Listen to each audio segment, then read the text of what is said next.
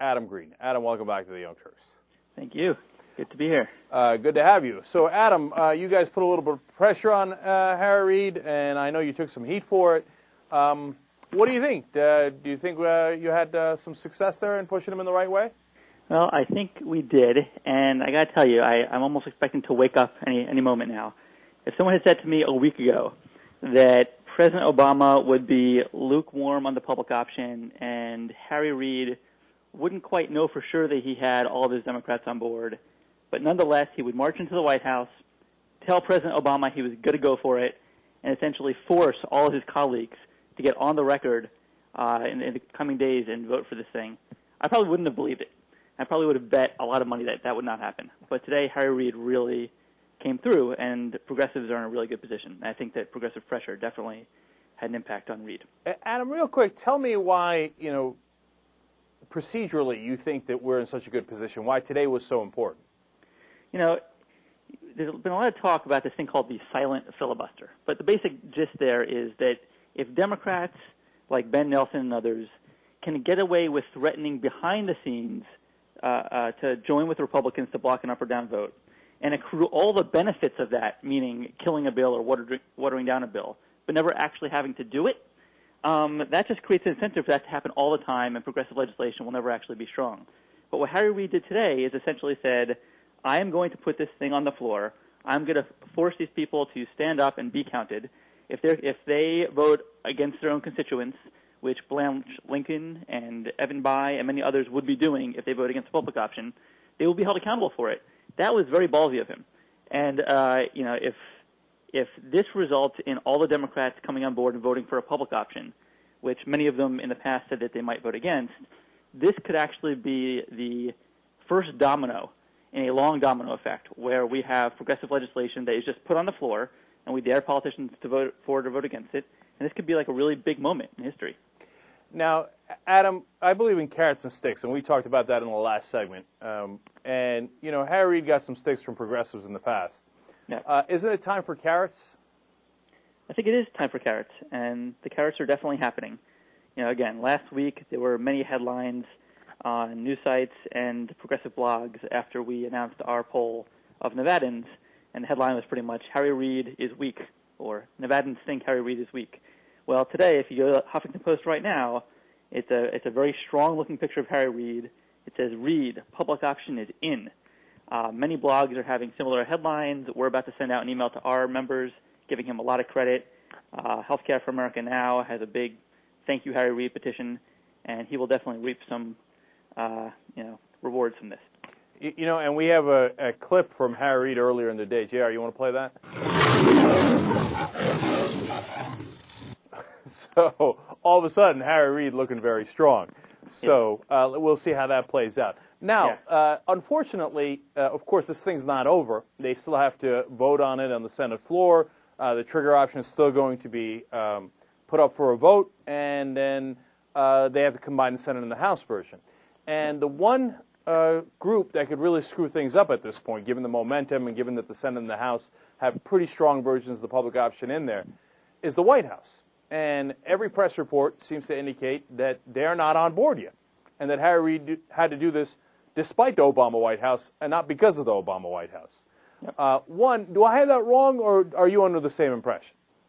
That's definitely been the way things have been going the last couple of days.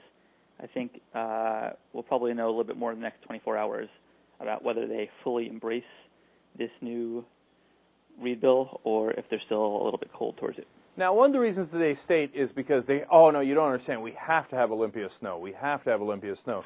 But even the press has turned on that now. Howard Fineman wrote in Newsweek, what's the big deal about snow? You don't really need a vote at all, and all you're doing is dividing Democrats and not giving the public what they want, which for the mainstream media to turn around like that is a bit of a shock. But apparently the White House still hasn't gotten the message, so you guys put together an ad, from what I understand, to remind Obama? Yes. We have an ad featuring one of the former Obama campaigners, somebody who coordinated thousands of volunteers for Obama in Maine in 2008, helped President Obama achieve a 58-40 victory in Maine, essentially telling Barack Obama that we worked really hard for him on the issue of health care, that he has a mandate to lead, and that Olympia Snowe is not even representing her own constituents who, by 2-1, want a public option. All right, at the end of the ad, he pretty much says, we need you to fight. All right, you know what? Actually, we have the ad. Let's show everybody the ad, and then I want to come back and talk a little bit more about it with you. During the campaign, I coordinated thousands of volunteers for you here in Maine. Folks gave up their jobs, their relationships, their lives to make phone calls and knock on doors for you. And one of the biggest issues motivating us all was health care reform. You campaigned on a public health insurance option. We worked hard for it. We worked hard for you. You didn't just win Maine. You won it 58% to 40. That's a mandate. My senator, Olympia Snowe, likes to call herself independent, but she admits that she opposes the public option because that's what Republicans from other states want her to do. I urge the president to take the public option off the table because it's universally opposed by all Republicans in the Senate. Polls show the people of Maine overwhelmingly want the public option. President Obama, Olympia Snowe isn't representing Maine on this issue. We need you to fight. Tell Olympia Snowe to represent her constituents, and that anything less than a public option is not change we can believe in. The Progressive Change Campaign Committee is responsible for the content of this advertising. So, Adam, where are you planning to run that? Maine, Washington? It's going to be in Maine, but you know the intended audience is largely President Obama, and you know they pretty much saw that ad probably within minutes of us announcing it. It's kind of a small world here in D.C.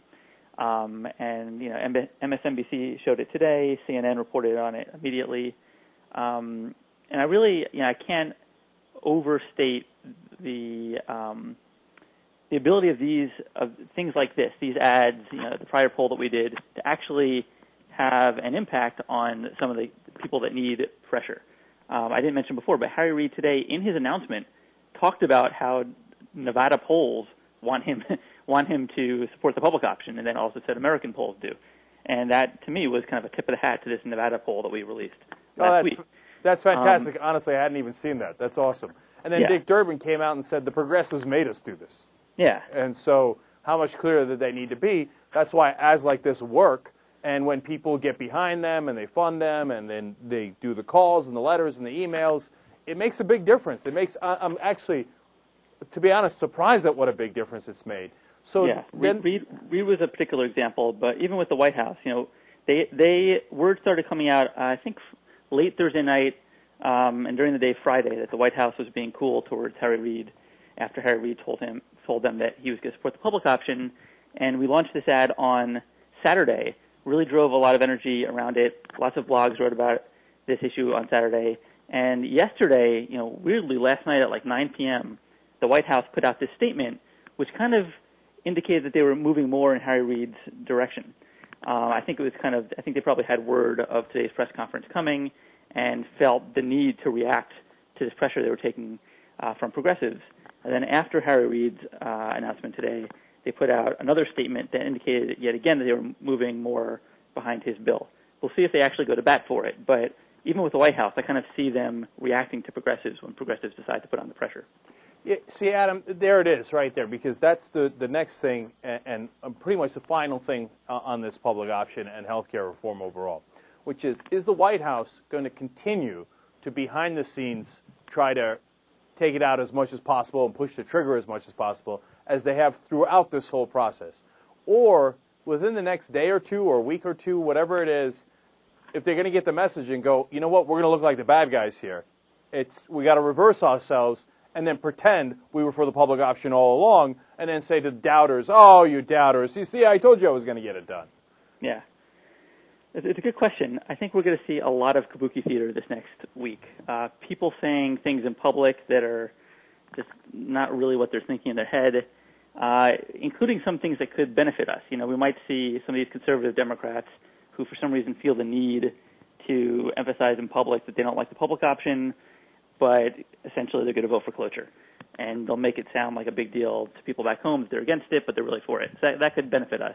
With the White House, I think that, we're going to need to see some obvious signs from the White House that they're doing more than sitting on the sidelines. If we don't see those sides, there'll probably be some more pressure. But, Adam, isn't the kind of the point there to force the White House to prove us wrong? Because if we let it just go and we, give them the benefit of the doubt, then they could keep coming back and fighting behind the scenes. But if we say, well, yeah, we think you're against it, we think you're against it, then they got to come out and say, okay, all right, look, we're for it. And if they do, then that creates even more momentum. Yeah, totally. I mean, it'll be really interesting to see what the new version of their former line, which said, the public option is preferable but not essential. Well, now that it's in the final Senate bill, are they willing to say it's essential? I mean, it's pretty... That's key. That's it, right there. It's a binary question. It's either yes or no. And if they say yes, now it's essential, that would send a huge signal to the Ben Nelsons of the world that, hey, it's time to get on board. If they say, hey, well, we'll let the Senate process play out, that is the equivalent of, saying vote against it. And we'll need to push them. No, that's exactly it. And I tell you, if we see a statement where they say all of a sudden now that it's essential, they change their party line, and I'm going to come out here and I'm going to play, ladies and gentlemen, we got them one more time. Okay? Because right now we're not there yet, and I don't want people to let up before this thing is over, because that is not smart. The lobbyists will not let up. The industry will not let up. The Republicans won't let up. So, Adam, you keep pressuring them, man. Go forward. And, one thing we're about to announce to our email list right now is an Onward to Victory Fund, where our basic pledge is whatever threat comes up to the public option in the next several days, whether it's Ben Nelson, whether it's the White House, whether it's anything else, we need to rapidly respond, and we'll be there doing that. And at some point, we'll have a real big victory celebration. It'll be fun. All right, let's hope so. Adam Green from Progressive Change Campaign Committee. Check it out at boldprogressives.org. Thanks for joining us, Adam. Thank you. Take care.